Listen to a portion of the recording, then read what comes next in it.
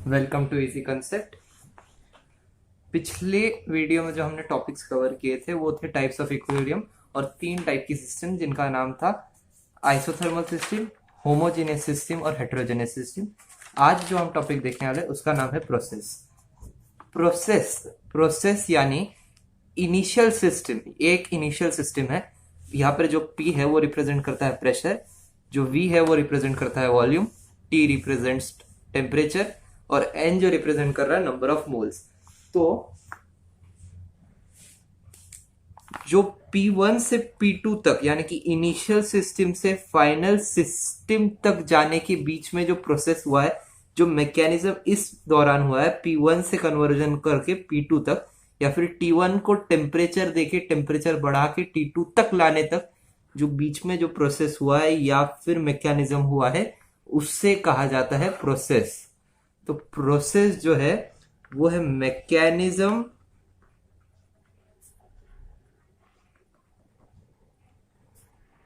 Between initial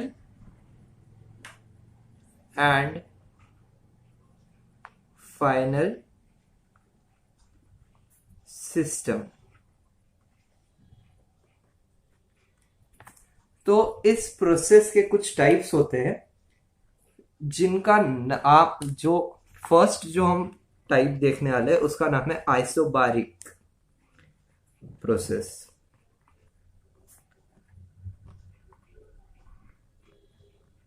जो isobaric process होता है उस प्रोसेस के अंदर जो प्रेशर है वो सेम रहता है, यानी कि जो प्रेशर रहेगा यानी कि P1 जो रहेगा वो इक्वल टू P2 रहेगा, यानी कि इनिशियल सिस्टम और फाइनल सिस्टम सेम रहेंगे, इक्वल रहेंगे, giving delta P equals to P1 P2 minus P1 equals to 0।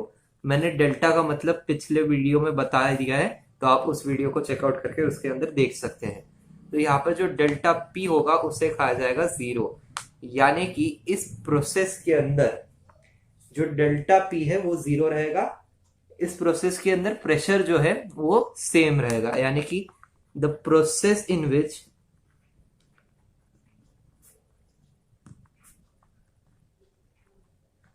Pressure remains same.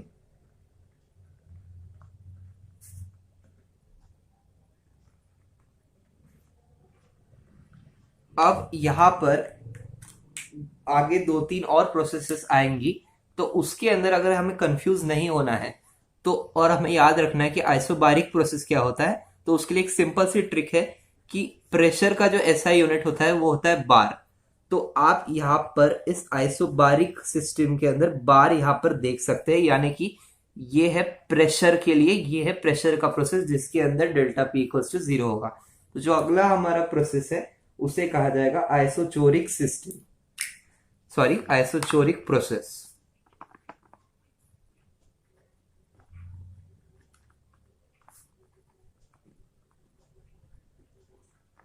जो आइसोचोरिक प्रोसेस होता है उसके अंदर जो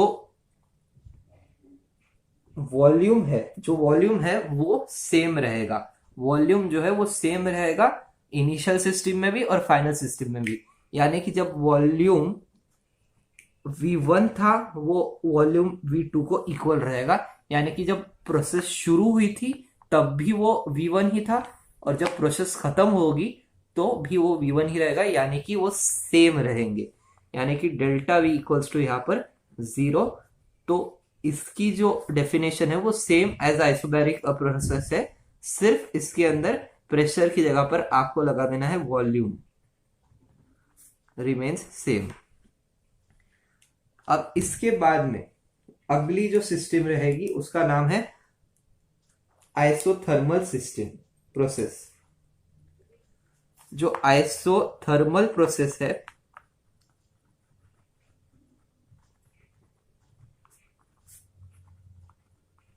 इस प्रोसेस के अंदर जो टेम्परेचर रहेगा उसका चेंज नहीं होगा, यानी कि T1 इक्वल्स टू T2 रहेगा। इनिशियल सिस्टम और फाइनल सिस्टम इक्वल रहेंगे, यानी कि T1 इक्वल्स टू T2 रहेगा। इसका मतलब है कि डेल्टा T इक्वल्स टू 0 रहेगा। तो इसकी भी जो डेफिनेशन है वो सेम एज ऊपर वालों की है, सिर्फ इसके अंदर आपको वॉल्यूम की जगह पे, प्रेशर की जगह पे टेम्परेचर लगा देना है।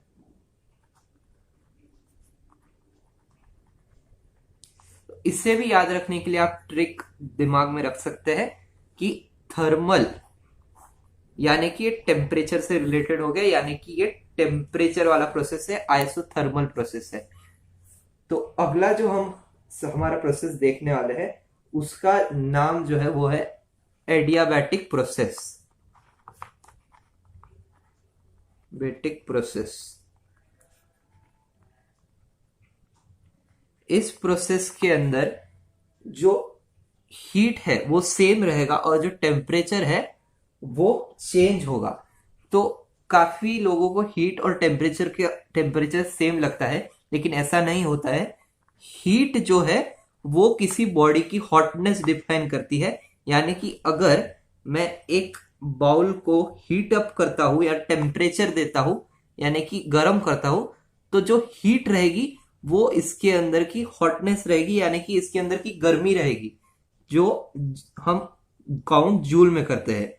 और जो टेम्परेचर होता है वो एक बस यूनिट होता है कोल्डनेस और हॉटनेस को डिफाइन करने वाला, यानी कि अगर जिसे हम डिग्रीज में काउंट करते हैं, डिग्री या फिर केल्विन या फिर फ़ारेनहाइट में। तो टेम्परेचर और हीट ये दोनों अलग चीजें होती हैं। टेम्परेचर जो है वो कभी डिवाइड नहीं होता है, यानी कि वो कभी डिवाइड नहीं होगा, मतलब वो टूटेगा नहीं।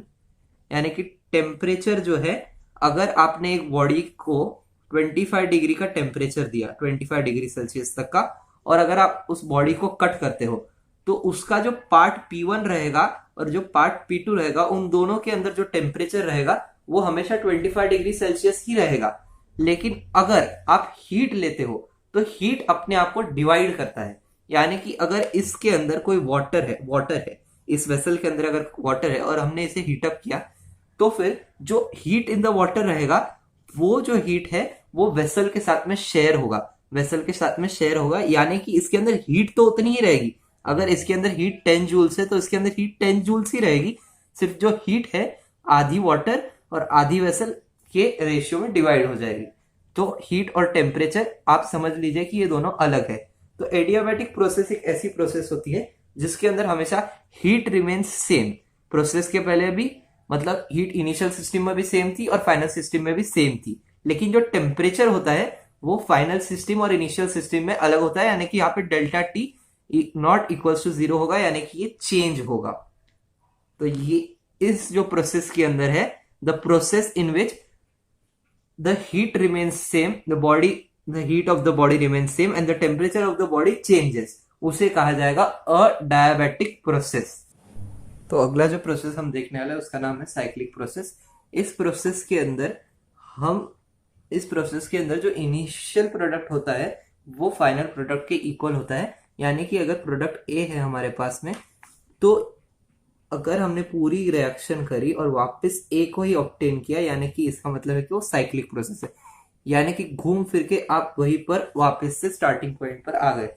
यानी कि एक process in which initial product is same as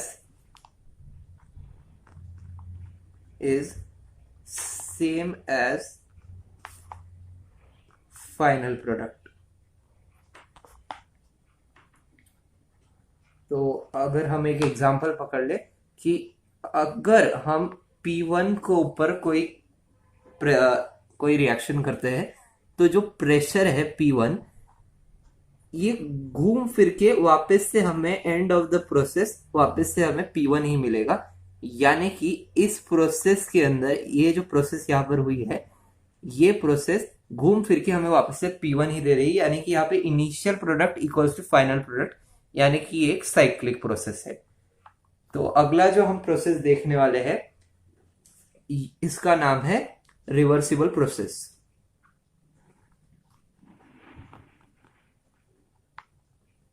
reversible process.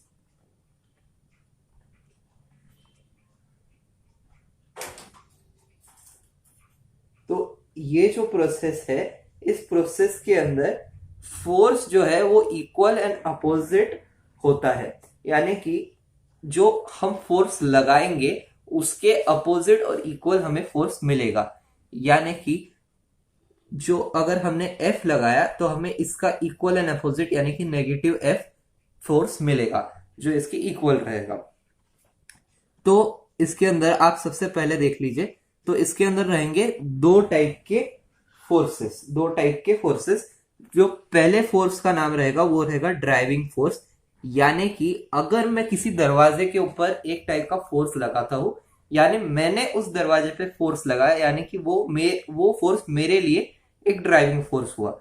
और अगर बाय चांस कोई सामने से यानी कि दरवाजे के दूसरे साइड से मुझ पर प्रेशर, उस दरवाजे पर फोर्स लगा रहा है, यानी कि वो जो इंसान जो फोर्स लगा रहा है उस इंसान का जो फोर्स रहेगा वो मेरे लिए रहेगा अपोजिट फोर्स, और जो मैं फोर्स लगाऊंगा दरवाजे पे उस इंसान के लिए रहेगा वो अपोजिट फोर्स।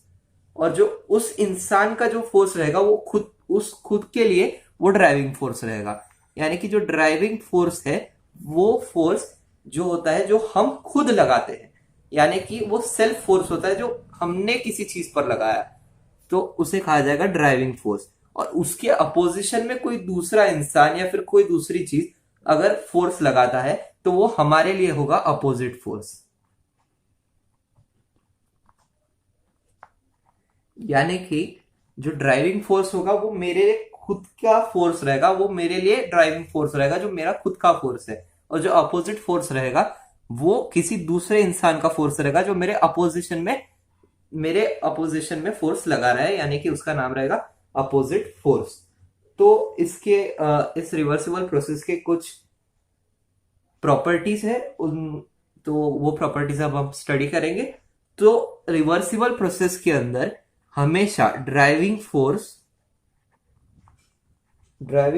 रहेगा स्लाइटली ग्रेटर, यानी कि थोड़ा सा ज्यादा रहेगा, हमेशा थोड़ा सा ज्यादा रहेगा, slightly greater than opposite force. तो मैं अगली बार से अपोजिट फोर्स के लिए OF लिखूंगा, तो ध्यान दीजिए। अब जो ड्राइविंग फोर्स रहेगा वो slightly greater than opposite force रहेगा, ये हमेशा हर रिवर्सिबल प्रोसेस में रहेगा। तो जो अगला हम पॉइंट देखने वाले, अगली जो प्रॉपर्टी है रिवर्सिबल प्रोसेस की, कि उसकी जो डायरेक्शन है उसकी डायरेक्शन हमेशा चेंज हो सकती है बाय इंक्रीजिंग अपोजिट फोर्स। यानी कि अगर ये एक दरवाजा है, इस दरवाजे के ऊपर मैंने इस तरफ से ड्राइविंग फोर्स लगाया जो मेरे लिए ड्राइविंग फोर्स है, और किसी और ने अगर अपोजिट फोर्स लगाया तो दरवाजा खुल रहा था मेरे फोर्स से, लेकिन किसी और नए इंसान ने बाहर से फोर्स लगाया, उसके कारण अब दरवाजा बंद हो रहा है। अगर मैंने मेरे ड्राइविंग फोर्स को बढ़ाया तो वापस से दरवाजा खुलना शुरू हो जाएगा, और अगर सामने वाले ने उसका फोर्स बढ़ाया, यानी जो फोर्स मेरे लिए अपोजिट फोर्स है, उससे दरवाजा बंद होगा। यानी कि इसके अंदर जो प्रोसेस का जो डायरेक्शन है वो हमेशा चेंज होगा, फॉरवर्ड या बैकवर्ड, वो इंक्रीजिंग ड्राइविंग फोर्स या इंक्रीजिंग अपोजिट फोर्स पे निर्भर रहेगा। यानी कि इस प्रोसेस के अंदर डायरेक्शन कैन बी चेंज्ड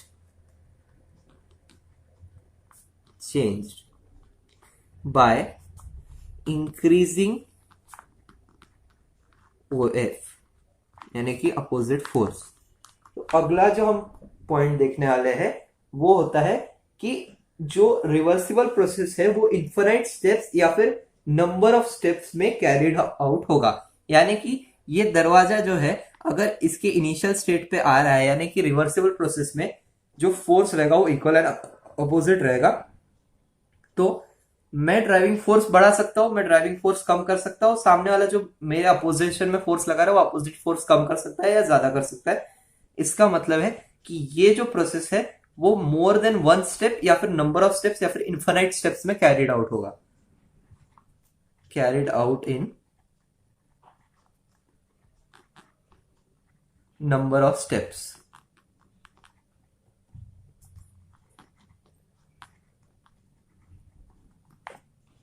तो अगला जो हम प्रॉपर्टी देखने वाले हैं वो होता है कि ये जो प्रोसेस है वो फॉरवर्ड और बैकवर्ड डायरेक्शन दोनों डायरेक्शन में टेक प्लेस होगा, यानी कि वो दोनों डायरेक्शन में एक्ट करेगा.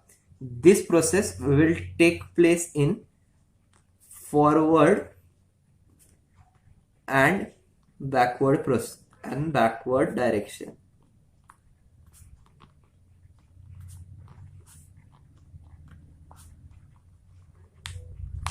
अगली जो हम प्रॉपर्टी देखने वाले हैं वो होती है कि जितने भी प्रोसेसेस है इस दुनिया में, जितने भी प्रोसेसेस, यानी कि जो हो गए अभी हमने देखे 5 फोर्सेस इसके पहले के, cyclic process, isobaric process, isochoric process, इन सारे प्रोसेसेस में रिवर्सिबल प्रोसेस है एक ही ऐसा प्रोसेस है जो मैक्सिमम वर्क देगा, यानी कि इसके अंदर जो स्टेप्स कैरिड आउट है वो है इन्फिनाइट, या नंबर ऑफ स्टेप्स इसके अंदर कैरिड हो रहे हैं.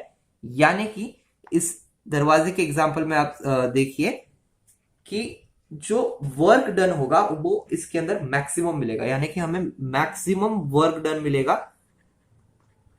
रिवर्सिबल प्रोसेस में. अगला जो हमारा पॉइंट है वो है कि एट ईच स्टेप, हर स्टेप में, रिवर्सिबल प्रोसेस के हर स्टेप के अंदर एक इक्विलिब्रियम होगा. At every step there will be equilibrium.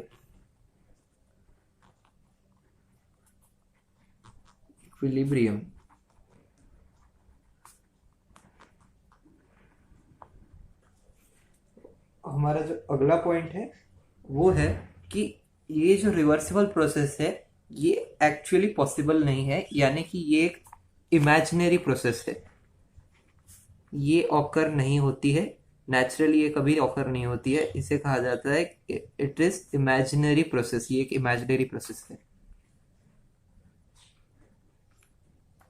और ये जो रिवर्सिबल प्रोसेस होती है ये बहुत स्लो प्रोसेस होती है, ये एक नॉन स्पॉन्टेनियस प्रोसेस होती है.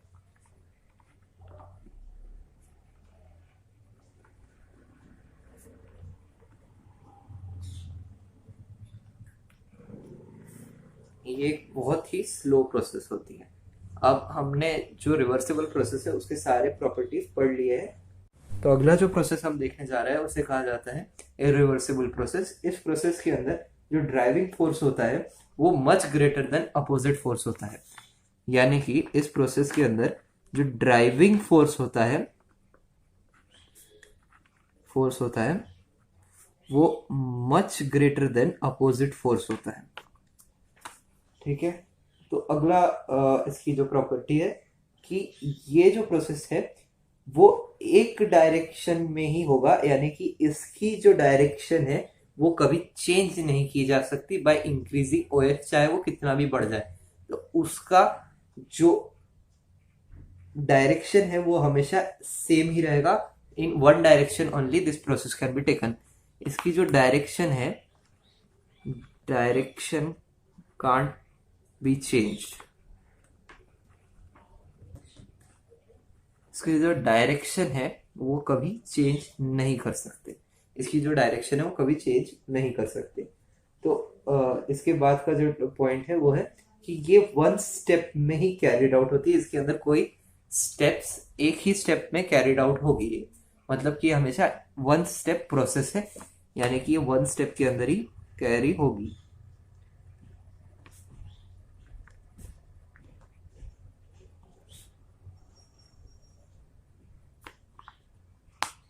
अगला जो पॉइंट है वो देख रहे हैं कि ये वन डायरेक्शन प्रोसेस है, यानी कि ये एक ही डायरेक्शन में होगी. तो this process can be taken place only in one step.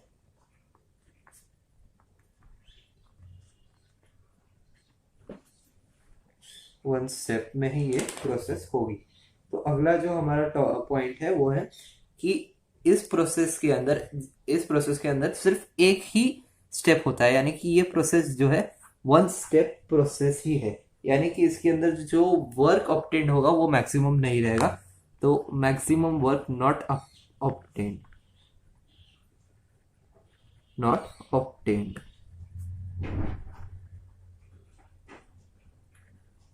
अब इसके अंदर जो इक्विलिब्रियम है वो सिर्फ इनिशियल और फाइनल स्टेप पे ही होगा, यानी कि equilibrium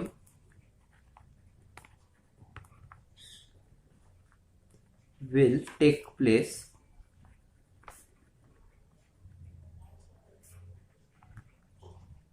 only at final and initial step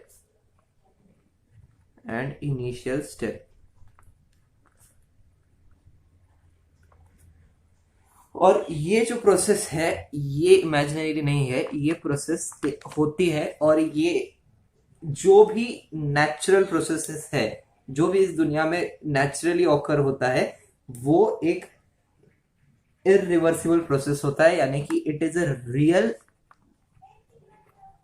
and natural process.